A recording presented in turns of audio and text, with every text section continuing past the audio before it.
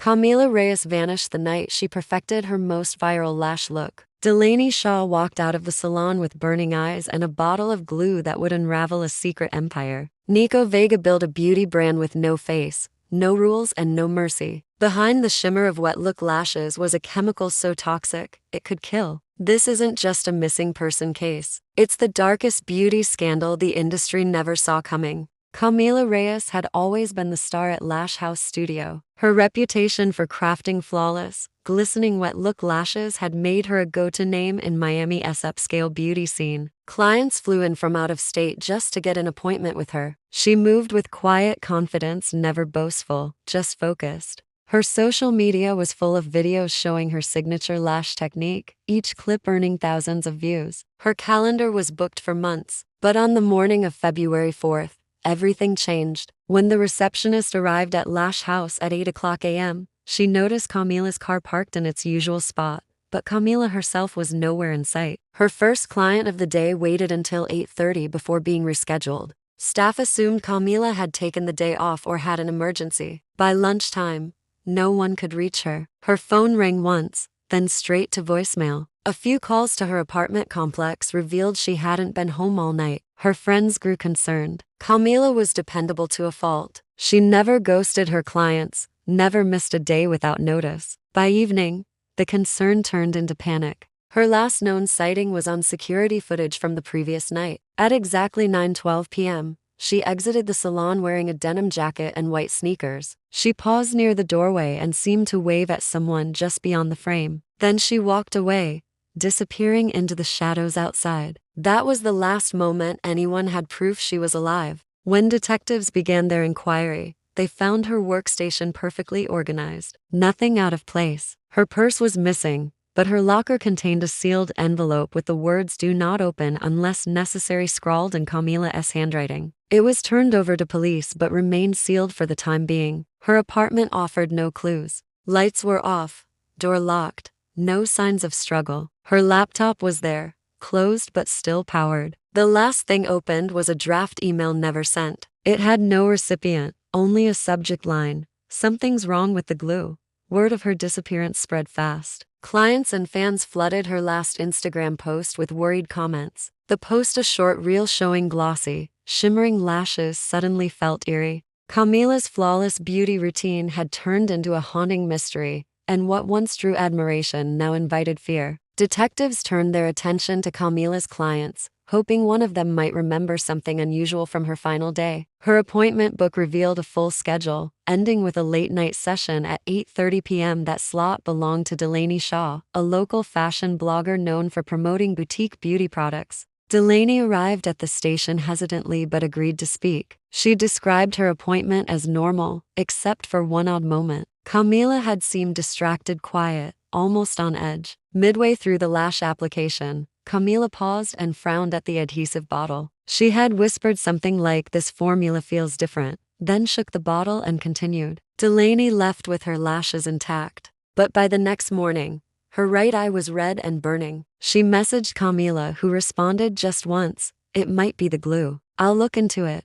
Delaney brought the glue with her. Camila had given it to her after the appointment, telling her to hold on to it just in case a refund was needed. It looked ordinary, clear label, professional branding, but investigators noticed something strange. The label had no ingredients list. When the forensics lab tested the contents, they found not just cosmetic-grade adhesive, but traces of dimethylformamide, a solvent linked to industrial manufacturing and banned in consumer beauty products. Even worse, it was known to cause respiratory issues and hallucinations in concentrated forms. Detectives now had two leads: the contaminated product and the supplier behind it. The adhesive came from a small distributor called Noir Formula, which Camila had started working with 3 months earlier. Noir Formula operated quietly, no website, no storefront. Orders were placed through a locked Instagram account and a business WhatsApp number. Police tried contacting the number, but it was disconnected. They visited the business's listed address, only to find a dark, vacant shop with boarded windows. What they discovered inside changed everything. Behind the main room was a concealed door hidden behind a rolling shelf. Inside was a storage area stacked with plain boxes, most labeled with codes rather than brand names. One box stood out: It had Camila's initials written in red ink on the lid. Inside were unused bottles of adhesive identical to the one Delaney had turned in. Camila hadn't just used a dangerous product, she may have discovered something she was never supposed to know. The discovery of the hidden storage room marked a turning point in the case. Investigators began piecing together the true purpose behind Noir formula. The boxes they found weren't just beauty supplies, they were part of a larger operation. Hidden beneath trays of lashes and mascara tubes were smaller containers labeled in code, some with customs declarations for international shipping. Forensics teams confirmed what they had suspected. Noir formula was a front for smuggling illicit chemicals disguised as cosmetic products. As detectives unraveled the logistics, they found records linking the company to multiple addresses across Florida and overseas.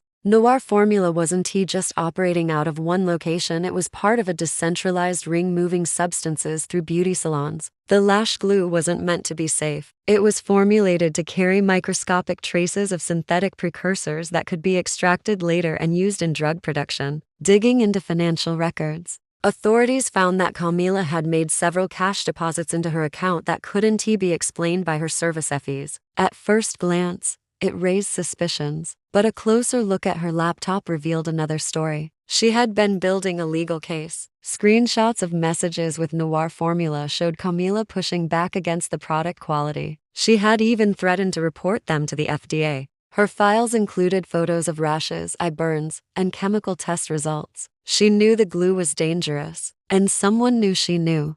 The most chilling piece of evidence came from her draft email. Investigators managed to recover an earlier version, deleted from her inbox. In it, she mentioned a man named Nico Vega, described only as the one who makes the base formula. That name wasn't listed anywhere in Noir formula's official records, but a background check revealed Nico had once been a beauty influencer, known for his viral lash tutorials. 2 years earlier, he disappeared from social media after being exposed for selling fake products. He had gone underground and resurfaced under a fake name as Noir Formula's chemist. The operation wasn't just criminal. It was carefully built to exploit the beauty industry's obsession with trends. Noir Formula's entire business model relied on influencers pushing unregulated products to unaware customers. Camila had stumbled into something far more dangerous than faulty glue. She had threatened a pipeline that was worth millions. And now, with the glue linked to toxic chemicals and a hidden mastermind identified, it became clear someone had silenced her to keep that secret buried. With Nico Vega identified as the shadowy figure behind Noir formula, the investigation expanded beyond state lines. Authorities traced his movements using shell company records and cryptocurrency trails. One warehouse leased under a fake identity in a remote part of Orlando drew particular attention. The building was registered as a packaging center for luxury lash shipments, but inside, it told a much darker story. When the FBI raided the warehouse, they found more than just beauty supplies. The facility was a carefully constructed lab with high-end equipment and dozens of security cameras. Along the walls were rows of sealed containers, some holding lash kits, others filled with industrial chemicals. But the most disturbing discovery came from a locked room in the back, outfitted like a miniature salon. Beauty chairs, ring lights, cameras. It appeared to be a place for testing products but not for safety. Among stacks of hard drives, one was marked with a date, February 3rd. It held only a single video file. Investigators opened it and watched in silence as Camila appeared on screen. She was sitting upright in one of the lash chairs, but something was wrong. Her posture was limp,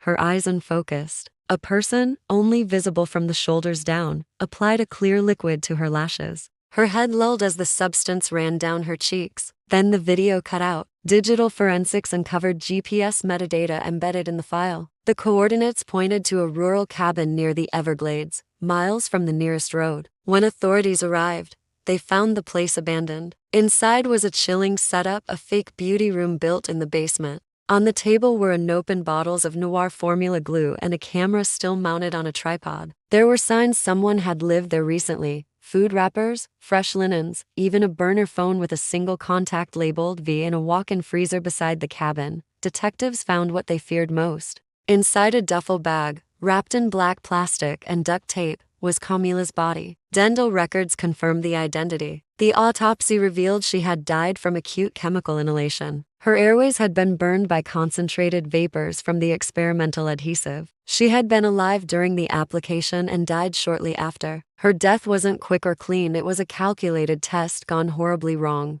Camila hadn't been kidnapped for ransom or revenge. She had become collateral damage in a scheme that valued profits over human life. The discovery of Camila's body sparked national outrage. What had begun as a missing persons case had now become the exposure of a criminal empire hiding behind the beauty industry. Media outlets flooded the internet with headlines about the Lash Lab murder. And Camila's face appeared everywhere. Her final Instagram post, her smiling profile photo, now symbols of a terrifying truth. Noir formula collapsed overnight. Their Instagram was deleted, their WhatsApp lines went silent, and dozens of affiliate lash studios rushed to pull the product from their shelves. International agencies joined the investigation, tracing financial transfers and shipment records. Authorities discovered Noir formula had exported to 5 countries and worked with at least 6 unlicensed labs. In Serbia, customs agents intercepted a crate of lash adhesives bound for a warehouse in Montenegro. Each vial contained a diluted version of the same chemical that killed Camila. The glue had been weaponized,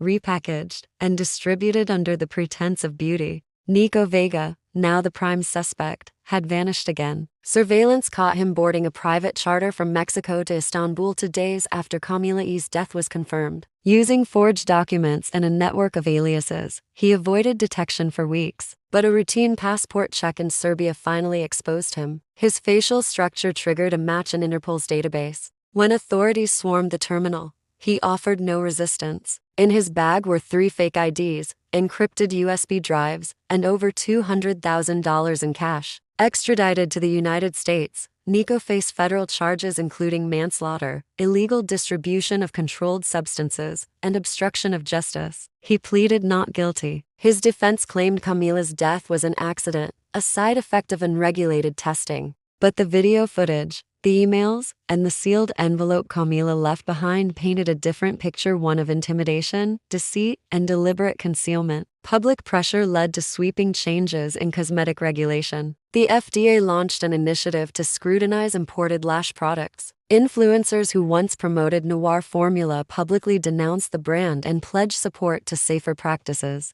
Lash House closed for 2 weeks in Camila's memory, reopening with her chair turned into a permanent tribute. Camila Reyes had set out to build a career based on beauty, precision, and trust. She never imagined she'd become the victim of a hidden industry rooted in manipulation and greed. But her story, tragic and powerful, forced the world to look beyond the glitter and see what dangers were hiding beneath the surface.